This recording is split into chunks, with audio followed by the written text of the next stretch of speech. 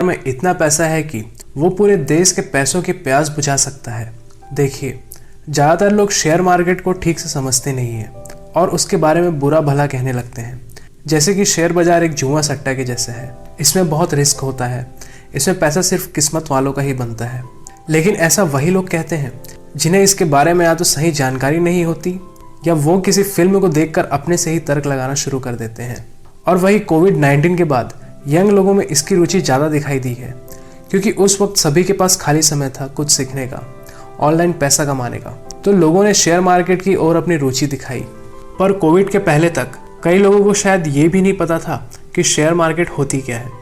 और कोविड के पहले हमारे इंडिया में मुश्किल से 10% लोग ही शेयर मार्केट में इन्वेस्ट करते थे, और वही यूएस में शेयर मार्केट में इन्वेस्ट करने वालों की संख्या 50% से भी ज़्यादा है। क्योंकि भारत में लोगों को जानकारी कम है और लोगों के मन में ये भरा पड़ा है कि ये एक सट्टा बाजार है, या कई लोग रिस्क नहीं लेना चाहते। लेकिन रिस्क तो आपके जीवन में हर दिन है। शायद आप जानते होंगे कि हमारे देश में महंगाई दर, जिसे इन्फ्लेशन रेट कहते हैं, वो हर साल 10% के रेट से बढ़ रहा है। यानी कि आज जो वस्तु 100 रुपये की है वो अगले साल 110 रुपये की हो जाएगी।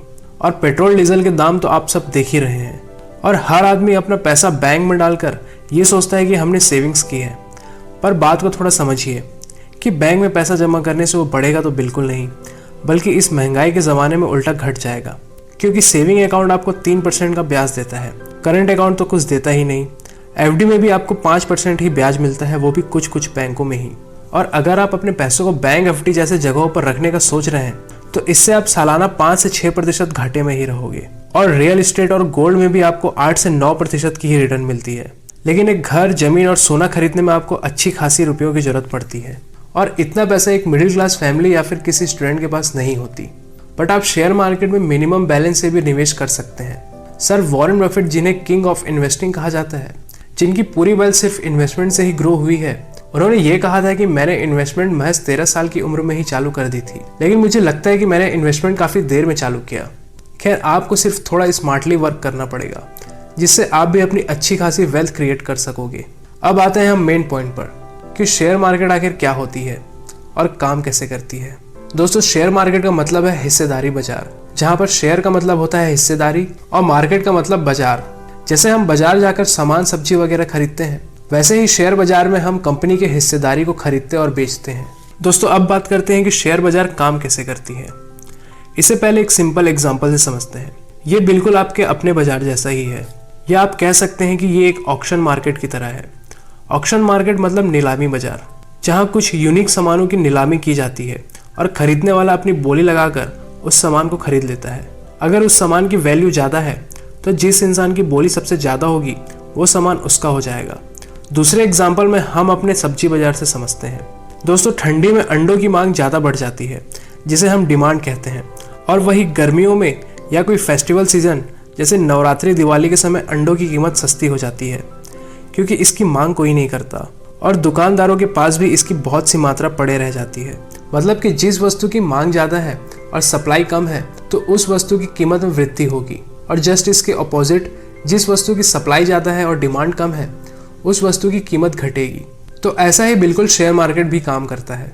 जिन शेयरों की डिमांड ज़्यादा होती है तो उसकी कीमतों में भी बढ़ोतरी होती है, और जिन शेयरों की डिमांड कम होती है, जिसे कोई लेना नहीं चाहता, तो उसकी कीमत भी गिरते जाती है। अब हम बात करते हैं कि शेयर बाजार में निवेश कैसे करें। दोस्तों, भारत में प्रमुख 2 एक्सचेंज हैं। एक्सचेंज मतलब आप एक दुकान समझ सकते हैं, जहां भारत की कुल 5000 से भी ज़्यादा कंपनियों की शेयर खरीदारी और बिकवाली के लिए लिस्ट होती है। तो इनमें से एक है BSE, जिसका पूरा नाम है बॉम्बे स्टॉक एक्सचेंज, और दूसरा है NSE, जिसका पूरा नाम है नेशनल स्टॉक एक्सचेंज। और दोस्तों, सेंसेक्स BSE में लिस्टेड कंपनियों की कीमतों को दिखाता है और निफ्टी 50 NSE में लिस्टेड कंपनियों की कीमत को दिखाता है। सेंसेक्स में भारत की 30 सबसे बड़ी कंपनियां शामिल होती हैं और निफ्टी 50 में भारत की 50 टॉप की कंपनियां शामिल होती हैं। तो पहले के ज़माने में जब इंटरनेट उतनी नहीं थी, तब लोगों को शेयर खरीदने के लिए NSE BSE जाना पड़ता था। लेकिन आज सब प्रोसेस ऑनलाइन हो गया है। आप घर बैठे ही किसी भी कंपनी के शेयर खरीद सकते हैं, लेकिन इसके लिए आपको एक अकाउंट की ज़रूरत पड़ती है, जिसे डीमैट अकाउंट कहते हैं। डीमैट अकाउंट बनाने के लिए कई सारे प्लेटफॉर्म मौजूद हैं, जैसे कई सारे बैंक से प्रोवाइड कराते हैं और कुछ प्राइवेट ब्रोकर्स भी मौजूद हैं। ये ऑनलाइन ब्रोकर प्लेटफॉर्म बहुत से मौजूद हैं, जैसे Zerodha, angel broking up stocks और भी बहुत सारे, जिनकी कुछ मिनिमम सी फीस होती है। इनके जरिए आप डीमैट अकाउंट बनाकर किसी भी समय इन्वेस्टिंग शुरू कर सकते हैं। दोस्तों अब हम बात करेंगे कि कौन सी शेयर हमें खरीदनी चाहिए और कैसे पता करें कि कौन सी कंपनी अच्छा परफॉर्म करेगी। दोस्तों किसी भी कंपनी में निवेश करने से पहले आपको मार्केट एनालिसिस करना पड़ेगा। शेयर मार्केट में दो टाइप की एनालिसिस होती है, पहला है फंडामेंटल एनालिसिस और दूसरा है टेक्निकल एनालिसिस। तो दोस्तों फंडामेंटल एनालिसिस में आप कंपनी के परफॉर्मेंस चेक करते हैं, उनकी बैलेंस शीट चेक करते हैं, मैनेजमेंट चेक करते हैं, उसके प्रोडक्ट चेक करते हैं और कंपनी के बिजनेस को एनालिसिस करते हैं।